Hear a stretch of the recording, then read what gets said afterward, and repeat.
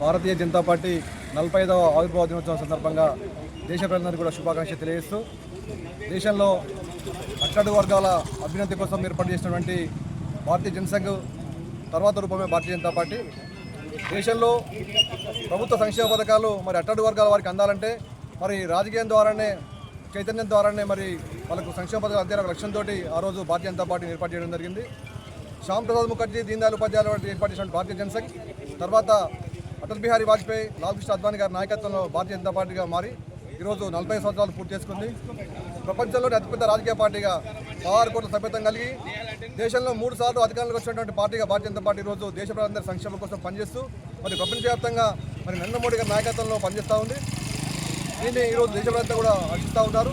ముఖ్యంగా దేశవ్యాప్తంగా కూడా మరి భారతీయ జనతా పార్టీ చేస్తున్నటువంటి సంక్షేమ పథకాలు దేశం కోసం త్యాగం చేసేటువంటి పెద్ద మనుషులు ఉన్నటువంటి పార్టీగా మరి భారతీయ జనతా పార్టీ గుర్తింపు ఉంది. కాబట్టి దేశ ప్రజలందరూ కూడా మరి భారతీయ జనతా పార్టీ చూస్తున్నారని చెప్పి సందర్భంగా తెలియజేస్తూ రాబోయేటువంటి కాలంలో కూడా తెలంగాణ రాష్ట్రంలో మరి భారతీయ జనతా పార్టీ అధికారంలోకి వస్తుందనే ఆశాభావాన్ని వ్యక్తం చేస్తాం.